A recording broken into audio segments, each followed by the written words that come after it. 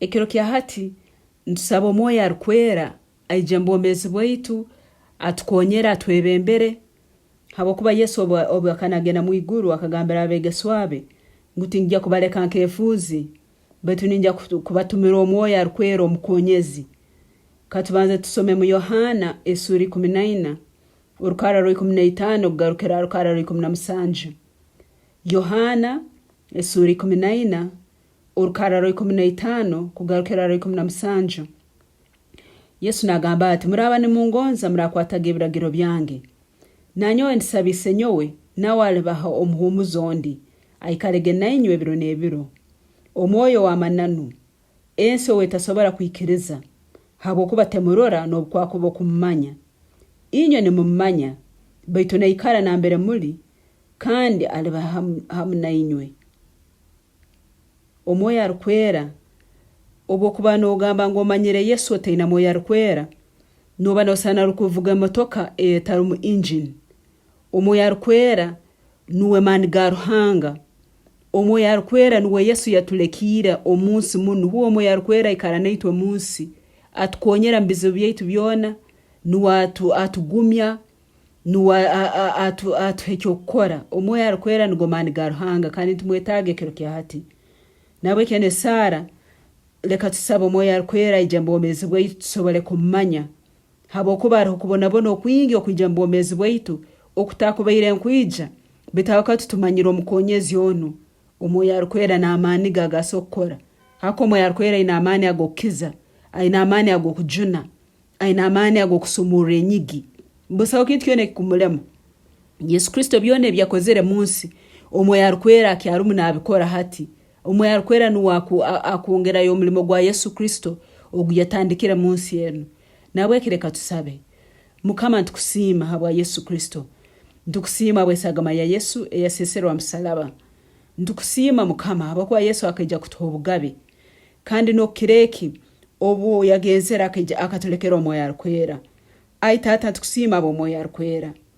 Ekiro kya hati ntumanya nguno ena kutujiza Amaani gawe Omwoyo Arukwera.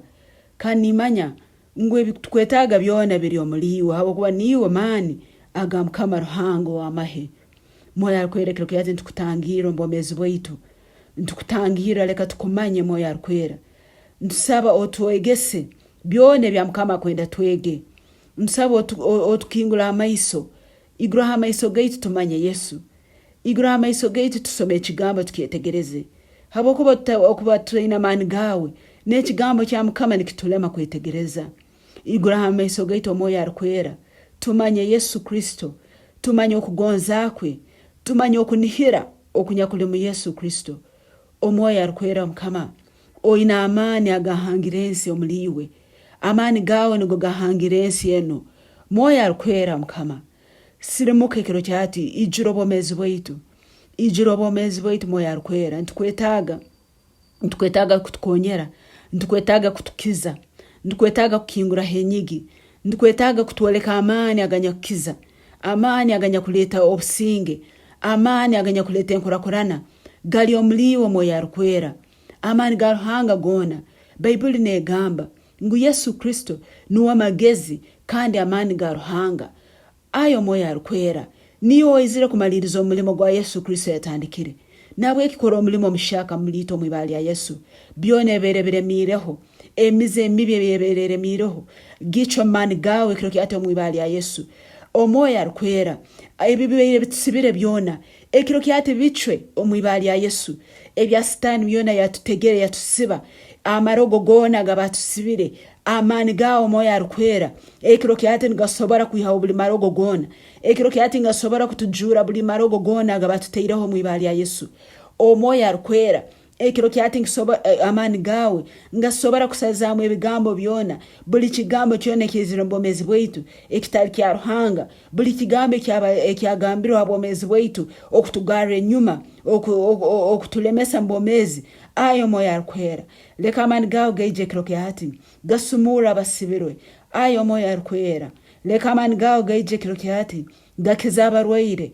Ayo Omwoyo Arukwera leka Amaani gawe gaije ekiro kya hati galeta amagezi ga Ruhanga. Ayo Omwoyo Arukwera leka amaani gawe gaijjukiro kyati galeeta okujuna, galeeta okusumululwa, galeeta okuyimukibwa omwiba lya Yesu. Yesu okaija kutuha obwomezi, kandi obwomezi omubwijwire. Omwoyo Arukwera, leka obwomezi obwa Yesu Kristo yatuleetire bwiija obwomezi bwaitu omwiba lya Yesu. Mukama ninsabira abo ababaire barwaire Mukama, Mwoyo Arukwera Mukama, tamba obwomezi bwabo kandi oleeta okukira ekiro kyati omwiba lya Yesu. Mukama ababaire bagwira hansi, business eziremere, Mwoyo Arukwera Mukama, tamba obwomezi bwabo, oleeta amagezi, oleeta amaani, oleeta empindukaniza omwiba lya Yesu. Omwoyo Arukwera, ababaire mbetaaga obuyambi ekiro kya hati, rumiriza abantu baije bayambe ogwo nkusabira ekiro kyati omwiba lya Yesu. Omwoyo Arukwera, ababaire balemererwe ebibi, ababaire balemerwe obusihani, ababaire balemerwe obujemu, ababaire balemerwe amarwa, ababaire balemerwe enjahi nebibazo ebindi. Omwoyo Arukwera, tasha amaani gawe omwomezi bwabo, leka basumululwe ekiro kyati, leka bafooke bashaka omwiba lya Yesu.